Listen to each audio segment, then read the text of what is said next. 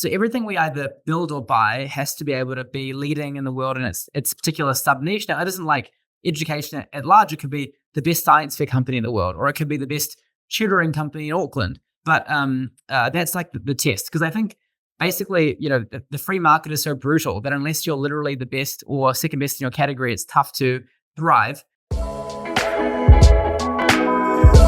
We are back in your life, and today we're joined by Jamie Beaton, the founder and CEO of Crimson Education.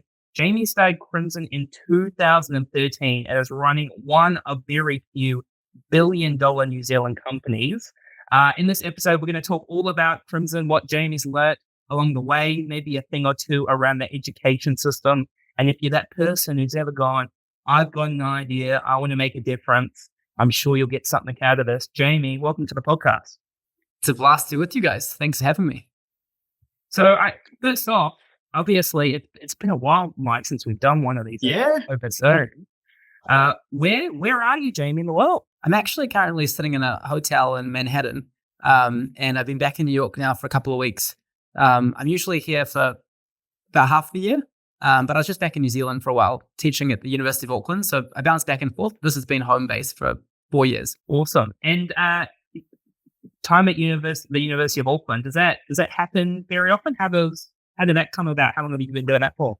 Yeah, it was really interesting, actually. I sat down with the dean. Her name's Susan Watson. She's now the dean of the law school. We were talking about the culture of the university, and she said this really interesting thing to me. She said, a lot of students come to university when they're 18, and they think capitalism is inherently evil and broken and business is bad.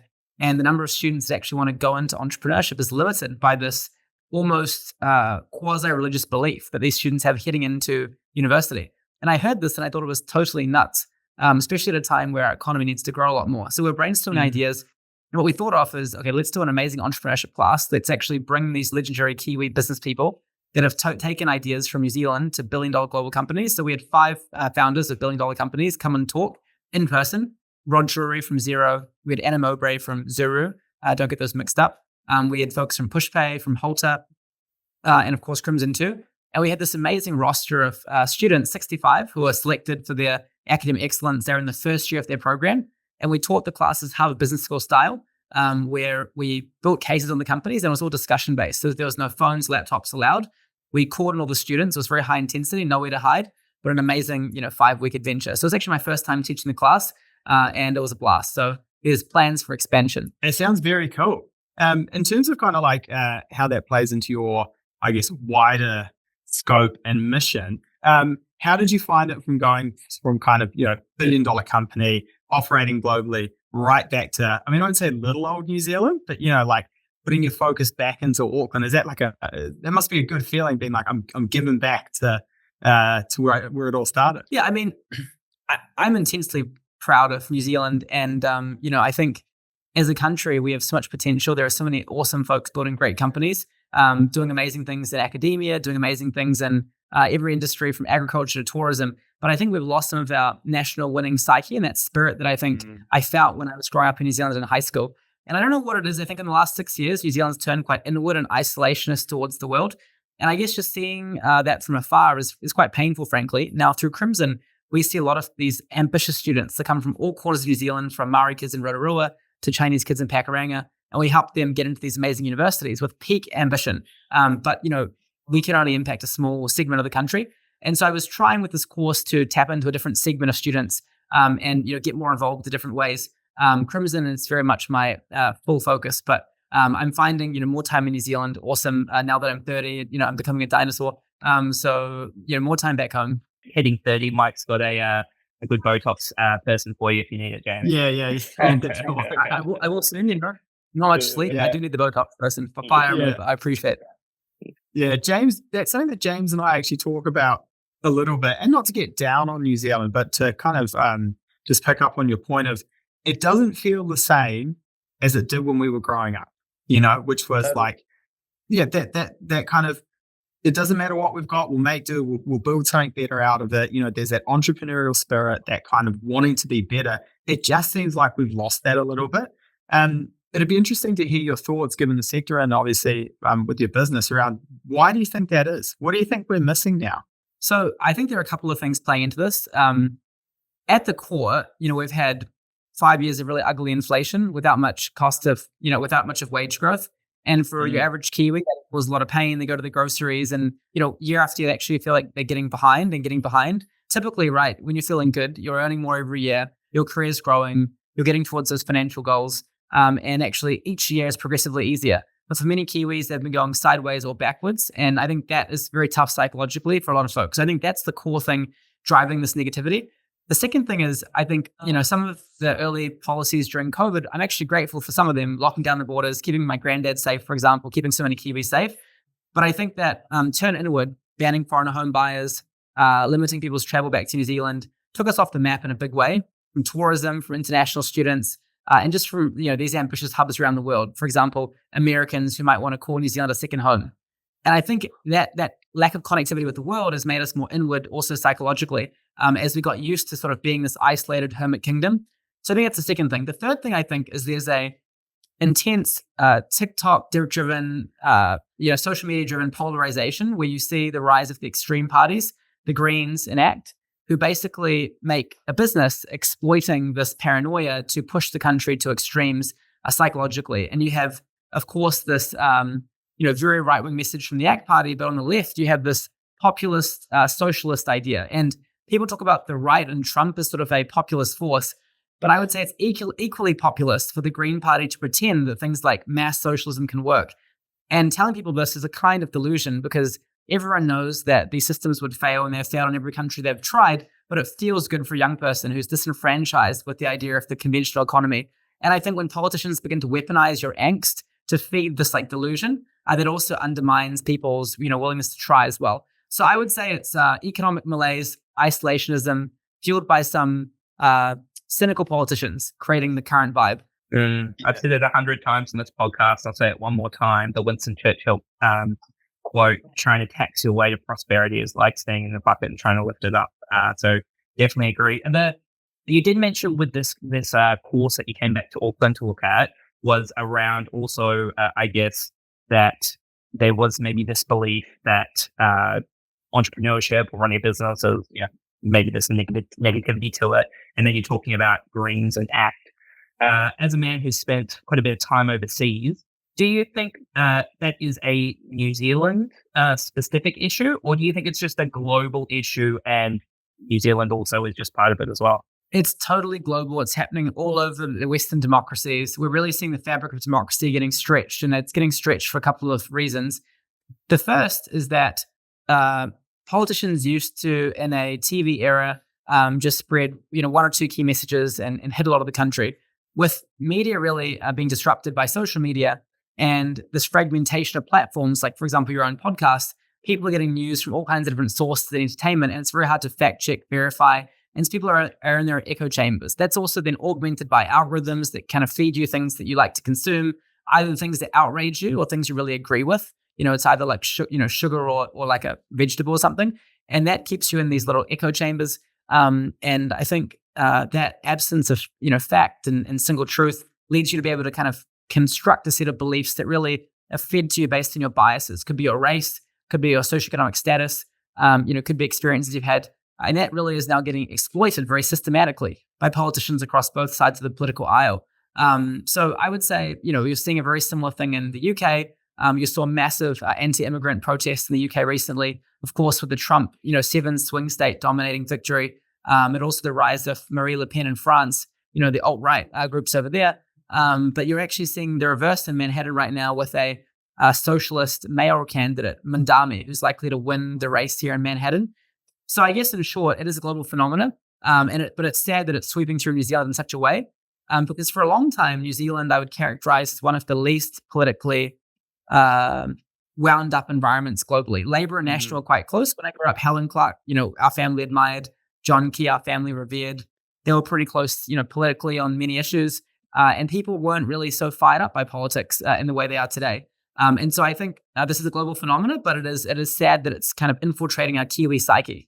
I can't ever remember talking about politics and, or just being part of the discussion so much. It was almost like you voted once every, so often, and then it was done. Checked out. And then you kind of got back to life. Yeah, you just got back to normal life. Yeah. I think there's things like you're almost like scared to bring up a lot of things anymore when you're around people as well. You're like, if I make a comment, how is this going to be taken? And you're like, I'm just going to stay away from it now. I couldn't agree more. And it's funny. I say this with bated breath, but I've had the opportunity to go to many of these great universities, and people attack the universities for being highly political, but I actually have had a really good experience in most of them where I haven't actually found the environments biased in any way.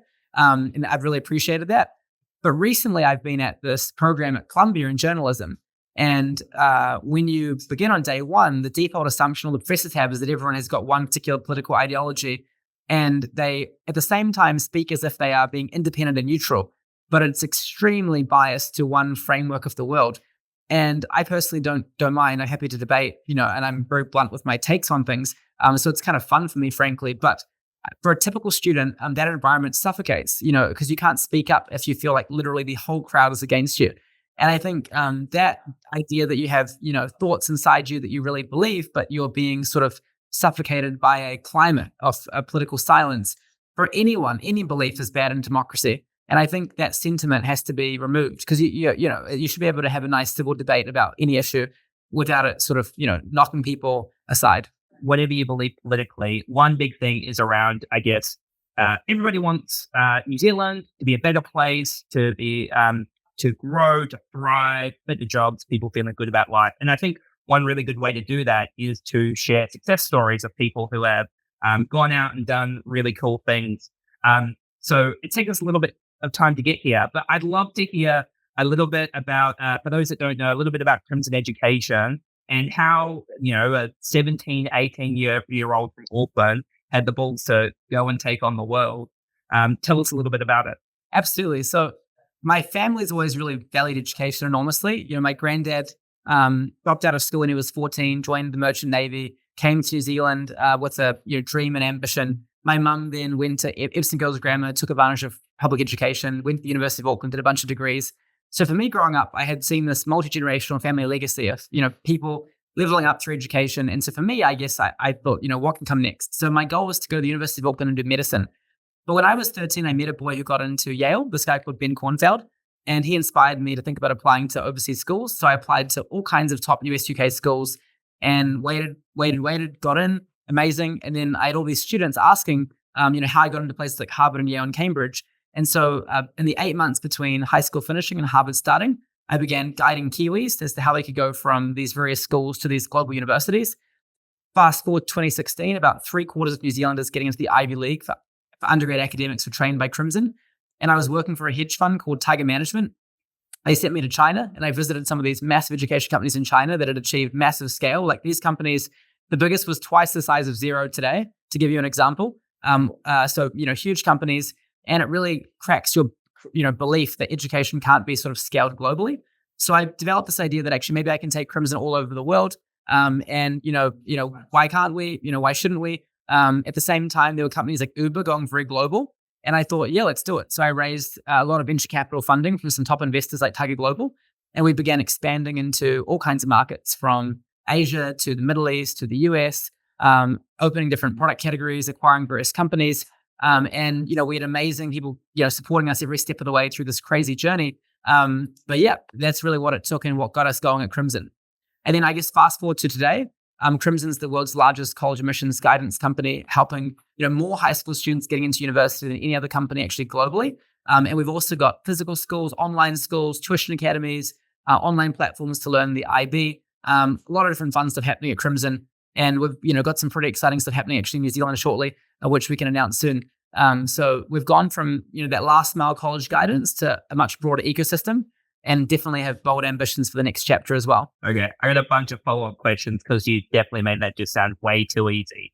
The piece between I've got myself and two other people hitting you up to go, hey, how did you go about it? Were you initially like, this is a business opportunity and I'm going to go and find these people? Or did some people just hit you up and be like, hey, can you give me a hand? Yeah, so actually it started off really as a way to help some buddies that had, ambitions to kind of follow my footsteps going abroad as well. So it was really like a side project. I thought, well, I'm in New Zealand for 8 months. I'm going to help some of my friends, some of their siblings, some of the people from other schools, with this process. And so I would just take all these calls. And then, I got too many people asking me. I didn't have enough time to do them all. So I thought, okay, maybe I should charge for this. And then I began recruiting many of the other kids that got into Harvard that year, many of the top tutors that I met in debating and Math Olympiad, other communities across New Zealand. They became my early squad. And then, we just began to grow. So it was very organic, actually. And, many businesses, the entrepreneurs got a hunt for the sort of space and try many, many ideas.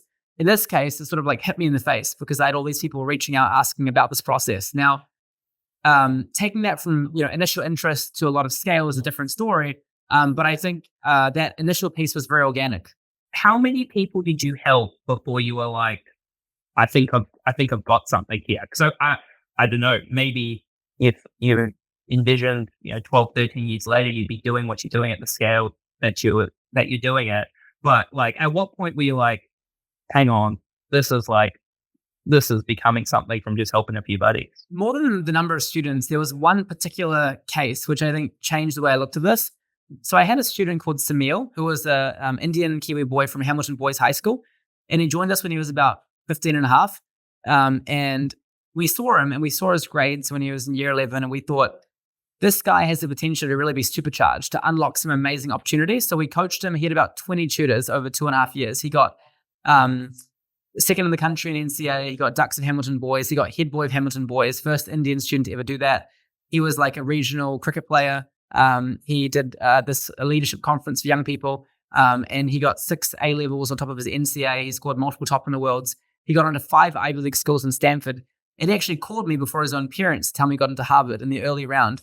And it was a really big moment for me, like a watershed moment, because I'd seen him from 15 and a half. He didn't know how to do computer science. We taught him computer science. He went through this massive learning curve. And when I realized there was this ability to drive this massive inflection point in someone's life and then have them actually get in, because I'd gotten in, but, could I replicate the success with others? Like, could I make this like a systematic training engine? And then, that was several years of work behind his story. It was like Skype calls at 1 a.m. in my EST time zone. That engine was really that was the case study where I went, damn, this is legit.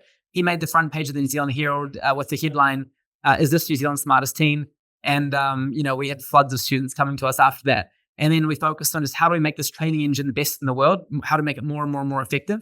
And then, we've built something where, even kids in the best high schools in the world, love the product, love the offering, and it adds massive value compared to, even sort of the best schools in Switzerland or London or Manhattan. And it's really powerful for a, guy like a Maclean's College in Auckland, for example. Yeah, you kind of said that that student, topped NCEA and through your tutelage was able to, really do quite well.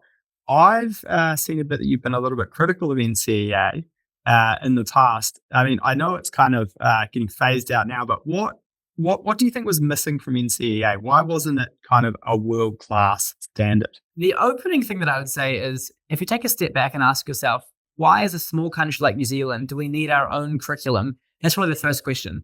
Because Singapore is an amazing country. It's very affluent. It's got the best education system probably in the world.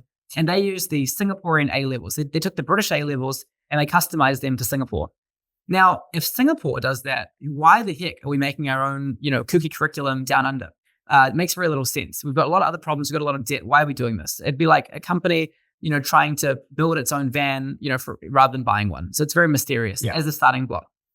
Secondly, if you look at actually what's wrong with NCEA. So firstly, NCEA is really driven by a lot of internals, and students can essentially pass whole years with very little external exams. Now, the problem with internals is teachers can help you pass them. You can keep resubmitting. They can be gamed. Obviously, with AI, it can literally do the whole assignment for you now, and you can't even see that was done.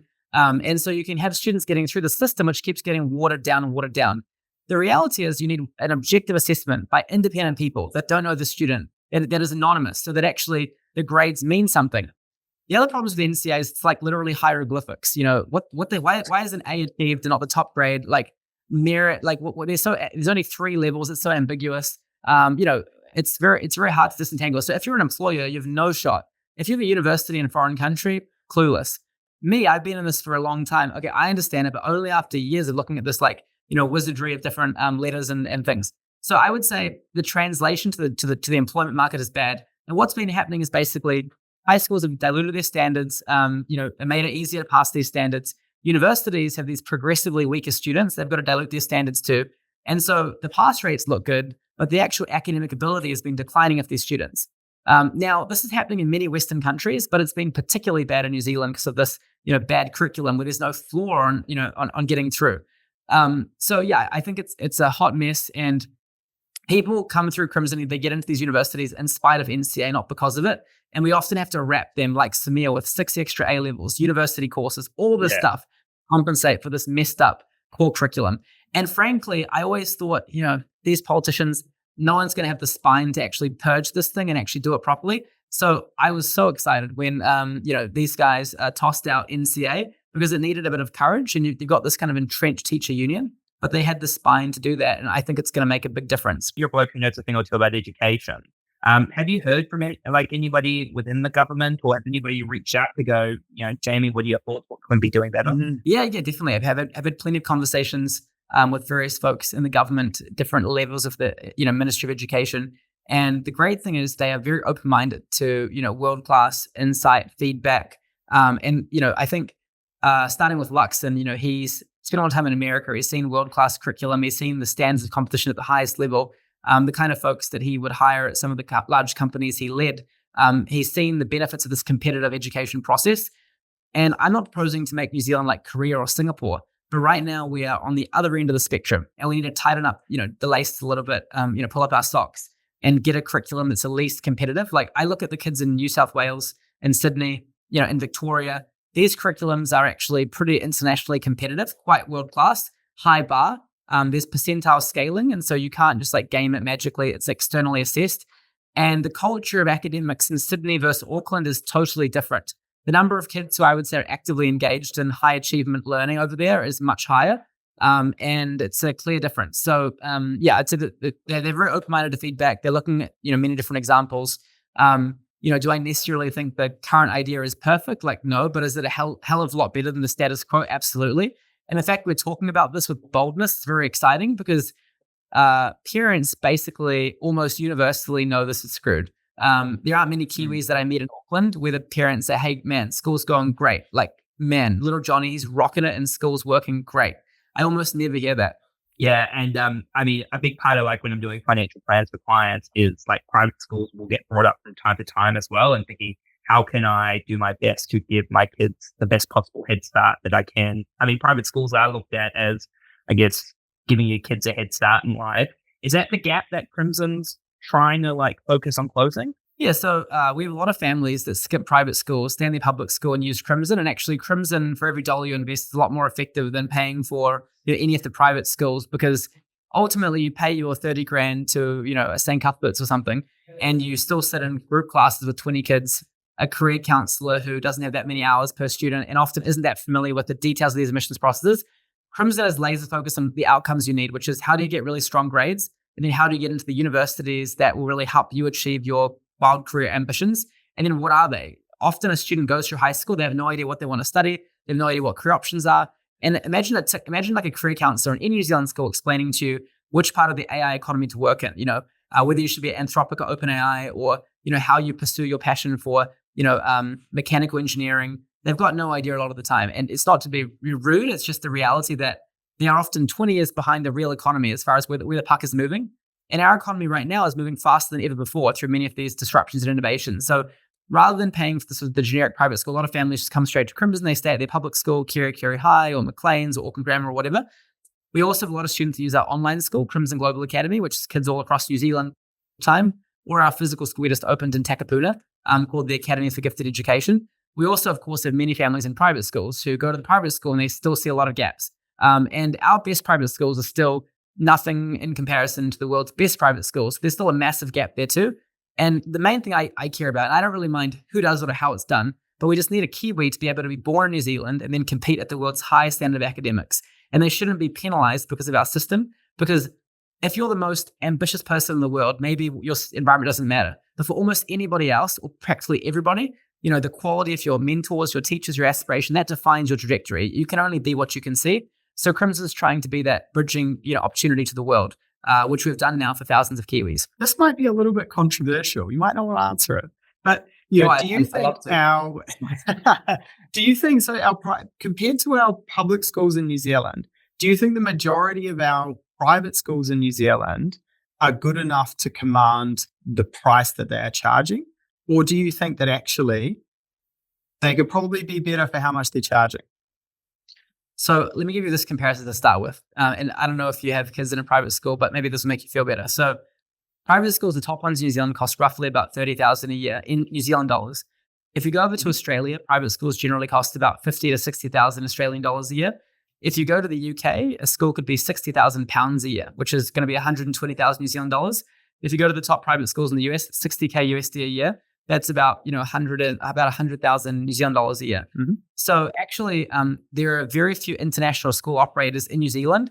And the reason for that is the tuition cost you can charge is actually too low compared to the cost of teachers in New Zealand, because actually the teacher union is very strong. So I'm sure many parents, would hate me saying this, but actually private schools in New Zealand are quite cheap compared to global standards.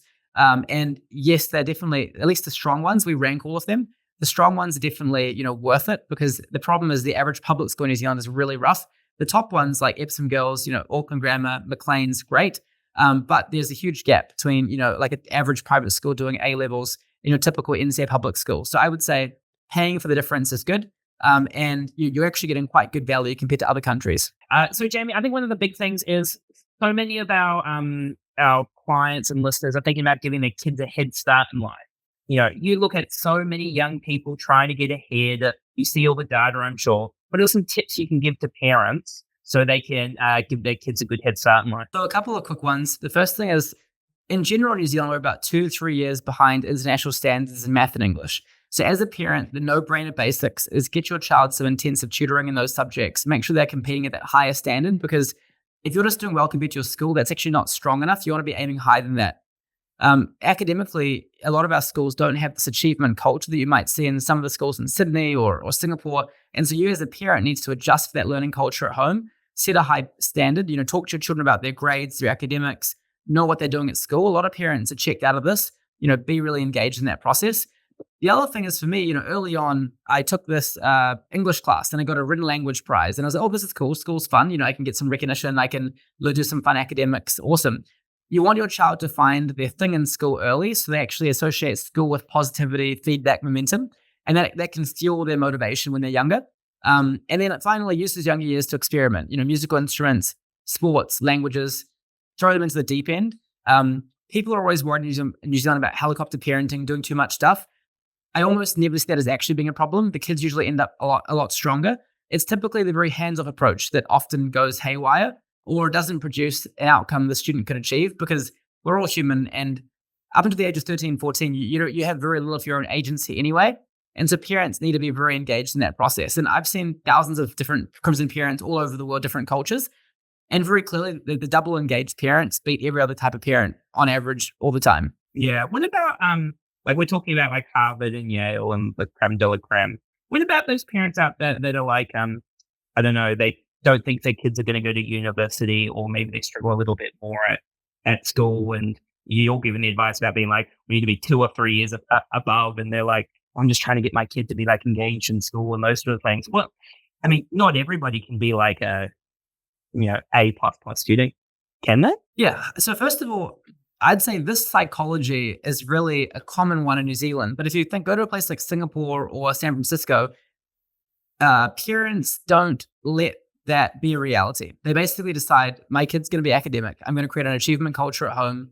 If they've got an issue in math, they've got dyslexia, they've got a learning need, they've got ADHD, whatever. We're going to find ways around that, and we're going to push forward. So my opening belief is, the earlier as a parent you let this thing enter your mind that your child's got some learning issue and they can't achieve, that almost becomes part of the problem. And the number of parents that say that in New Zealand is way higher as a percentage than many of these other countries. So my opening thing is you need to keep pushing past this. Opening thought. Second thought would be, the advice I just gave isn't for some kid just trying to get into Harvard. Just in general, it's really important the child loves learning at school. It could be in art history, it could be in photography, it could be in their sport, but they have to go to school and feel positive vibes being a part of that community. And the other thing is, a lot of students, they don't actually discover their interest at school very often. They're usually just like at school following, the instructions. But if you, as a family, expose the child to history or science or, Mandarin or something, and actively have those discussions at home, the chance that they actually find their niche is much stronger. You might have a kid who sucks at math, but they're amazing at art history and they find that passion. But if all they think about is, school, math, trauma, I hate this, that's bad too. So I would say, you shouldn't quit easy. This is a process where most students can be good at one subject in a huge way, or at least a number of subjects, and you shouldn't quit until you've found those subjects. James, what was your standout? What was your academic kind of standout at school? I tell you what, it wasn't. Because I went to school in Sydney, and you had to do a language until year 10, and I tell you what, like it was like I was not engaged in that. I like math. Probably not that surprising. I like math. I wasn't very good at English, but I like math. Yeah, it's funny, Jamie. Before hearing you talk about, when your kids find something they're passionate about, kind of using that as like the hook to get them into education. I won a speech competition. I don't even know how old I was, but it's that kind of thing. Like I won it, and I was like, I'm good at this, and like that's the thing that gets me engaged. Totally. And here I am speaking. 100%. And honestly, it sounds almost like silly to say, right? Like I took up my written language prize when I was 6 years old, but you go through school and, you wake up and you put on your, whatever school clothes, go to school, and you just do that every day. But when you have that award, that recognition, you're like, wow, I've got potential. I could do something, like this is awesome. And in anyone, no matter who you are, doesn't matter what you think, that fires you up in a certain way, that extrinsic feedback. And, the speech competition, certainly for you, I've had students of mine that have, gotten great recognition, like a violin competition, or, they've been told they're a good theater performer or something. And that ignites them in those different tracks. The worst thing to be is a student who's going to school without any clear passion for anything and sort of vaguely floating through. That's very disengaging. Once you find even one niche, you can rock through school with a lot of purpose and passion, and you can often expand the set of things you're good at as you find that initial piece. The key thing to avoid as a child who goes to school thinking this is not for me across anything, because school's a very broad kettle of fish. And I'm not even advocating for necessarily going to university. Like, I'm very happy if you want to become an amazing, plumber or electrician or a builder or something. But your attitude going through school can still be very focused. You can still do very well in business or accounting or sports or whatever.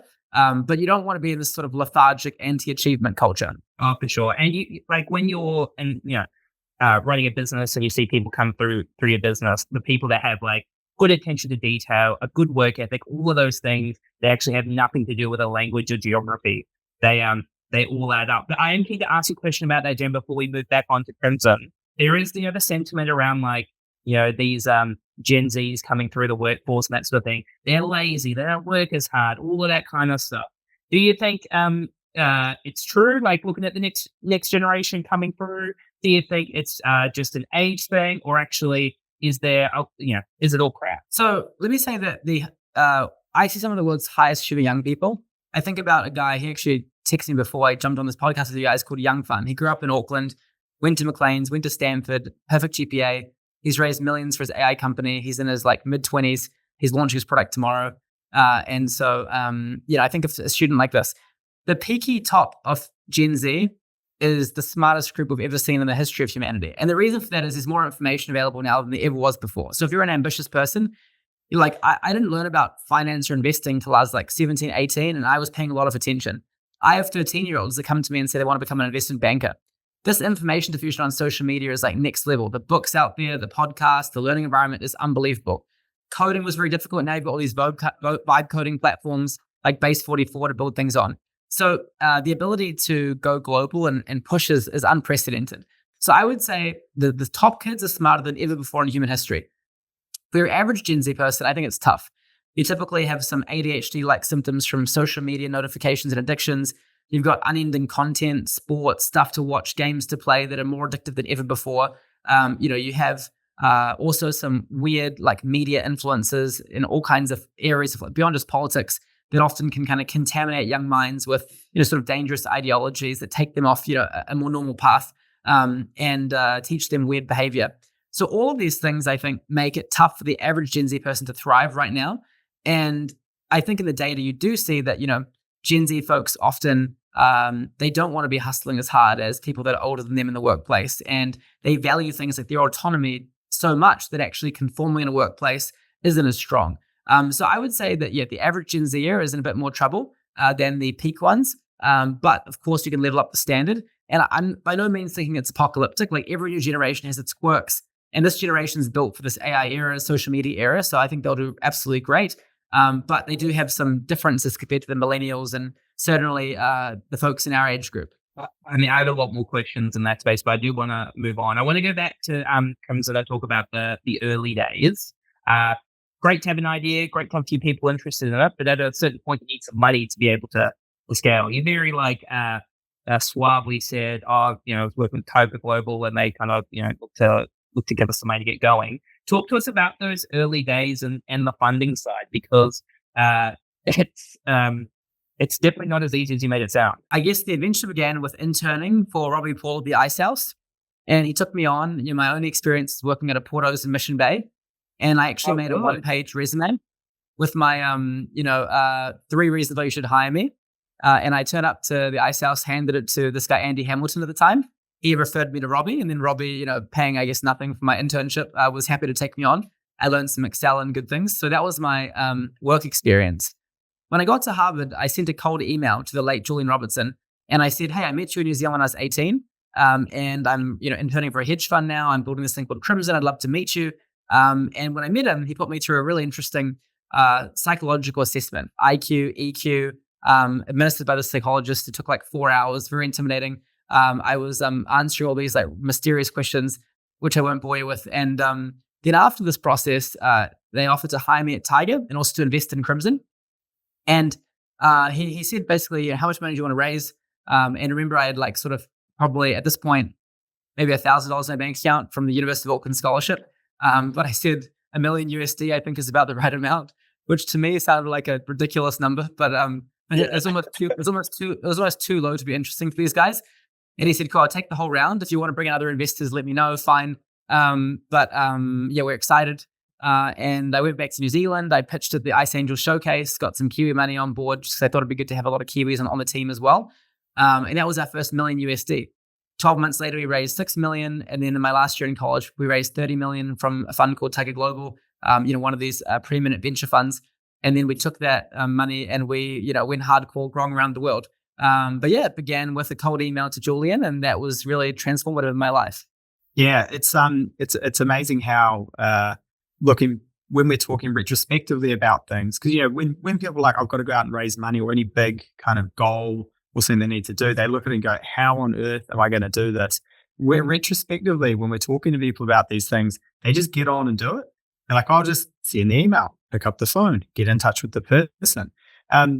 Was there like a particular moment on the journey where you thought, this isn't a startup anymore, this has got big, like I'm now a major player? Or are you still like, kind of got that attitude of maybe the underdog, we've still got to go out and prove ourselves? Definitely, we have the underdog mentality. And, basically, I have these benchmarks in my head for certain firms out there and a certain scale that I think is, great.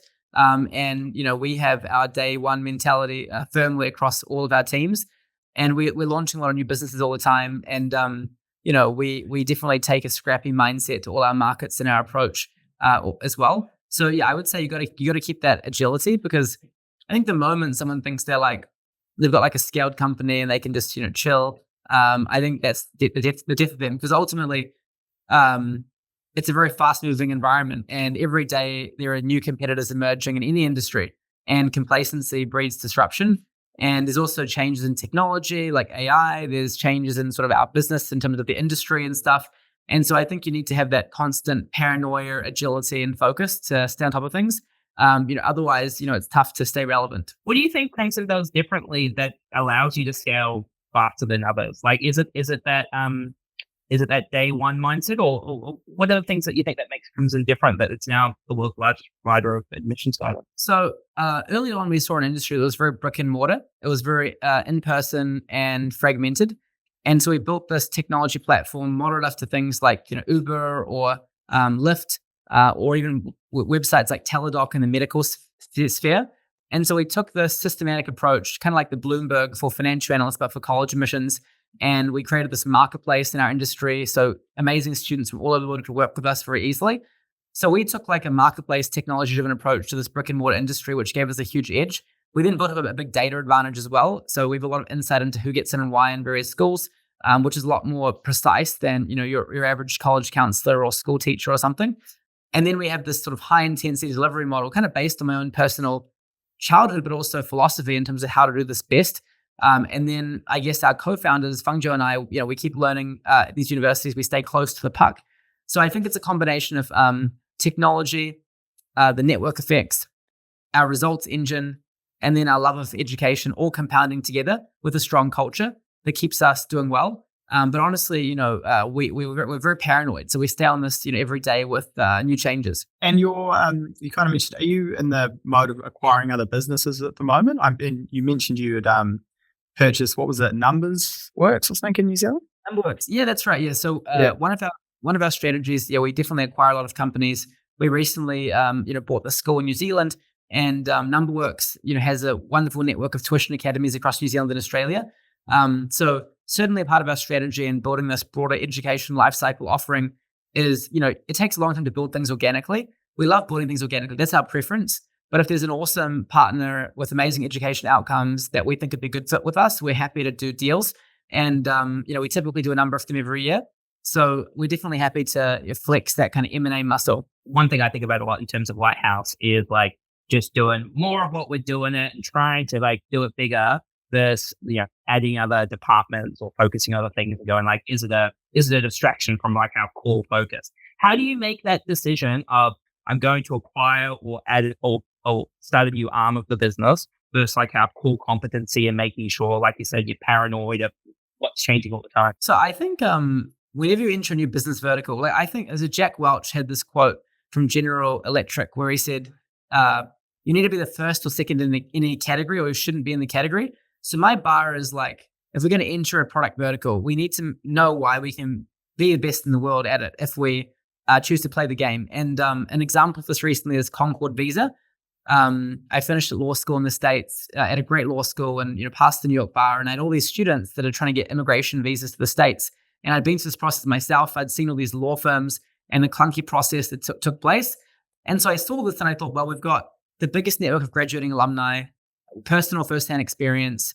We've got a great technology team that can build a great AI platform, and we can hire great lawyers. So in this vertical, we could build the best thing in the world in this niche.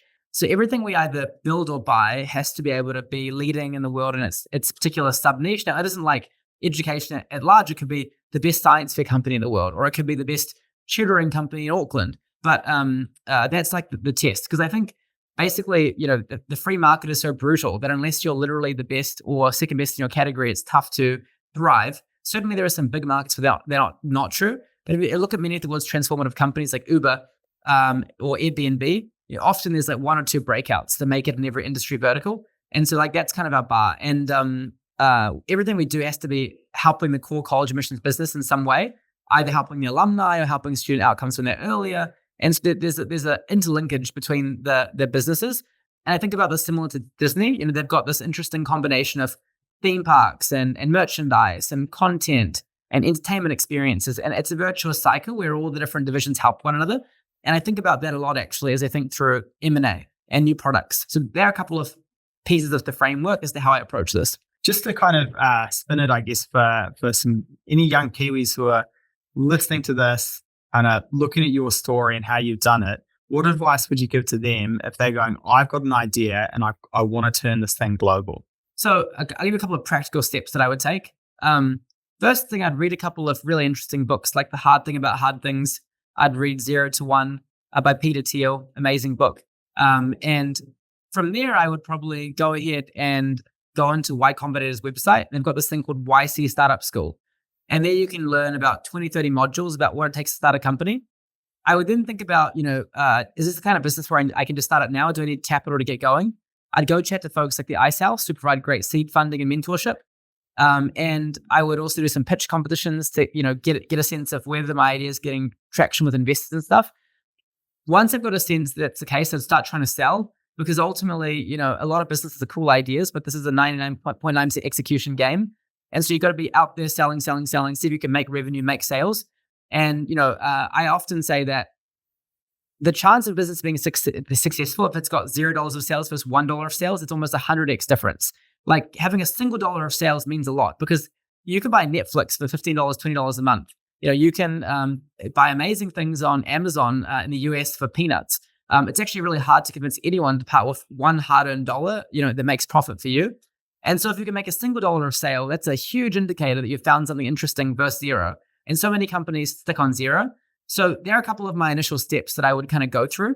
And the other thing is just co-founder selection is a big deal. It's kind of like a marriage. You need to make sure that you find someone that will grow with you. And, you guys have complementary skill sets. You won't drive each other crazy. And I certainly found that with my co-founders, Chandra and Fangzhou. And what about the New Zealand aspect? Do you look at being in, like, for those that are in New Zealand wanting to start a business and trying to give it a really good crack, do you look at it as an advantage being in New Zealand or a disadvantage because we're so far away from the rest of the world? I look at it as a big advantage. And the reason for this is if you have a market and it's like filled with piranhas, they'll eat you alive as soon as you enter the market, like Shanghai or Beijing. That's brutal. Because if your product sucks, you're going to get smoked straight away. And there's no like easy competitive areas to compete in. In New Zealand, most new ideas aren't going to have many other players in New Zealand trying it. And so you can actually incubate your business, get traction, get revenue, get investors in a relatively small, protected environment. Once you get that traction, you can then expand globally. But at least during the incubation phase, you're not being like brutally attacked by, these sort of like terrifying competitors in China. So I think it's actually a great place to incubate, but you've got to, of course, go global quickly if you want to build like a venture scale business. But also, you can achieve great success growing in New Zealand, for example, in financial services, financial advice. Like there's huge number of folks you could sell to. The market's almost unlimited. So I would say it depends on your industry vertical. But yeah, I think on the whole, I'm very bullish on New Zealand. And from a venture capital standpoint, I think there's more capital to back Kiwi entrepreneurs right now than Kiwi entrepreneurs to receive the capital. So actually, it's quite good if you're an entrepreneur and you're good because there are a lot of folks competing to give you money because they've raised these big funds and they have to find bets to make. We've talked a lot about, you've given us a lot of really interesting thoughts and kind of talked a bit about the business, the business you built. I'm keen to hear about what hasn't gone so well along the journey. What are the bits you've taken or the days you've had where you've gone, geez, this has been really hard? I'll give you 4. One funny one, I say funny now, but when I first raised this Series B round, I thought, great, time to build this wonderful technology platform. Problem was I had pretty limited coding experience and I hired a lovely chap, but not necessarily the most ideal CTO, but I didn't know that at the time. And he went on to hire 40 engineers, like 40. And so we cranked up our costs dramatically to build this thing. And I remember one day I walked in and there were guys playing like video games in the middle of the day.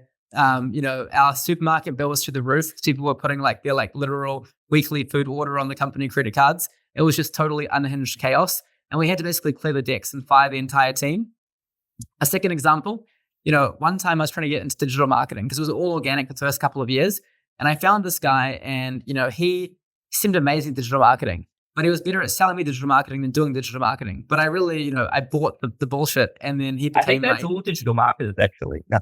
Yeah, I agree. I think we found a great cadre now, but yeah, we hired this dude and then he brought in this just bench of morons, and then we had to get rid of like a 20-person team once I discovered that it was also BS. So that was 2 big purges, and this was like within the same 2-year time span. So that was a lot of pain for us.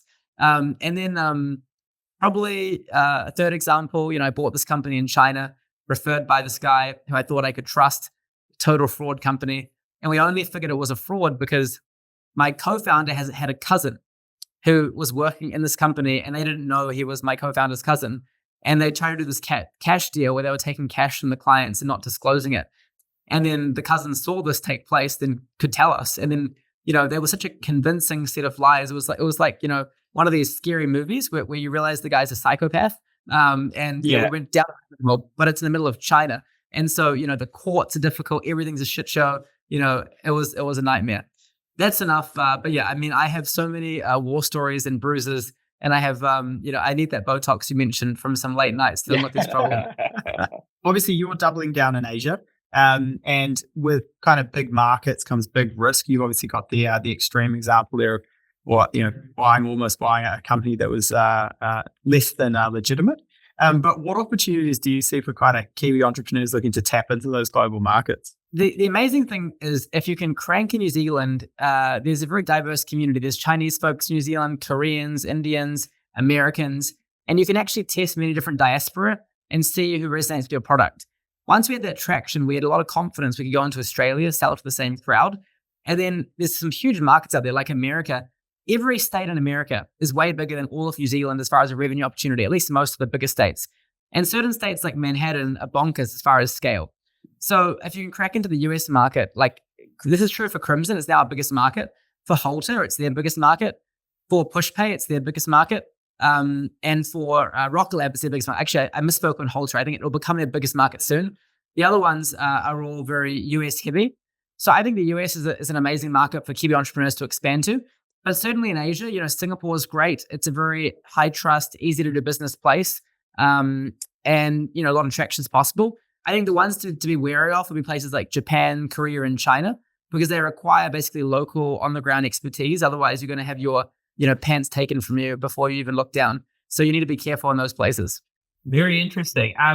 Jamie, I'm conscious you're a busy guy. I've got two more questions that I want to wrap up with. Like, you're just a doer. Like, you're out there, building a big business, thinking about all the opportunities out there. Mike and I have been lucky enough to talk to a lot of successful business owners. One of the things, the common, traits I get is just the view that I can build something and it is possible, opposed to thinking that you can't do it. Do you think that's a common thing within New Zealand, like that the limiting belief side? 100%, because thinking about a business initially, right? There's all this, before you do it, you're like, how do I register a company? How do I make a sale? How do I get a contract? What can go wrong? Oh my God, I'm gonna get rejected. Someone's gonna laugh at me. My friends are gonna tease me for this, random company. I've got a job that's respectable. What if I leave and it fails? Disaster. My girlfriend, she's gonna dump me. Whatever. Any of these random thoughts. As a prospective entrepreneur, you have all these things in your head that freak you out.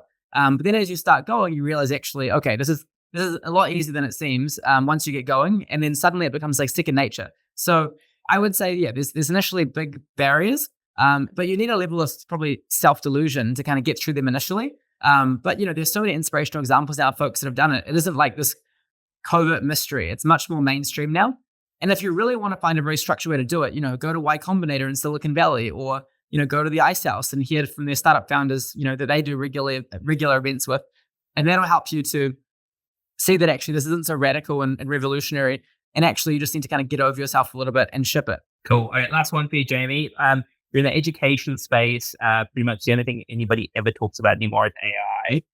How do you think AI is going to change the education system, how we think about jobs in the future? I know it's really a very big question, but I just really like to get your thoughts. So I'll just give you a couple of quick takes. I'll give you present day and then sort of going forward. So present day, what's happening basically is you have students across the country using GPT to submit NCEA assignments, and the teachers don't really know what AI is properly, and they get through these things without doing any effort. And that you've got these zombie students in university who are using AI to submit all their assignments as well. They choose classes where they can avoid exams. And so, Cambridge, for example, has moved to in-person pen and paper exams again, same as Cornell.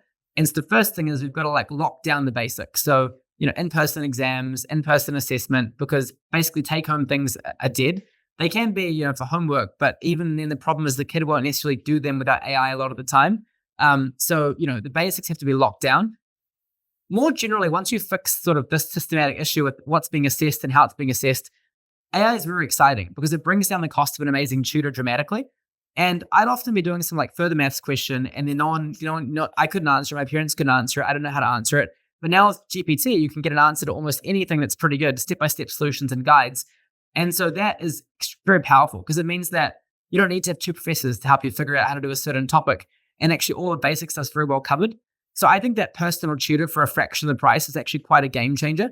And we certainly are incorporating a lot of AI into our online school, our physical school, and our college admissions product.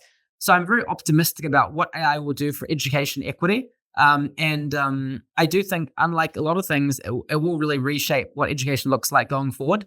Education's been very resilient. The classroom, the school, nothing's really changed for a long time. But I think this actually is yielding some meaningful changes in approach, and it's forcing people to realize that a new era is coming.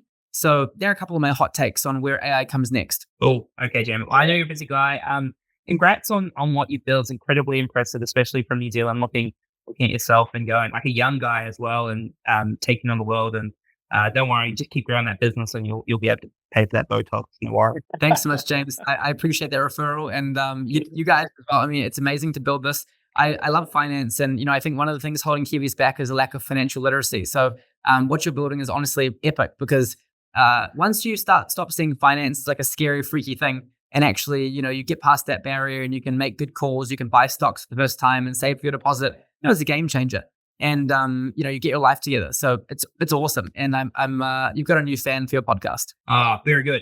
Well, I mean, like, essentially, like, we can talk about growing your wealth as much as you want, but it's very hard to get ahead if your income got at a certain point, right? Which Crimson Education, making sure that your education is at a certain point, it's desirable to the market, got a good income, so you can grow your great career. So thank you very much for your time, Jamie. Thank you, everybody, for listening. Make sure to subscribe to the channel, give us a review, give us a like, and we'll catch you next time.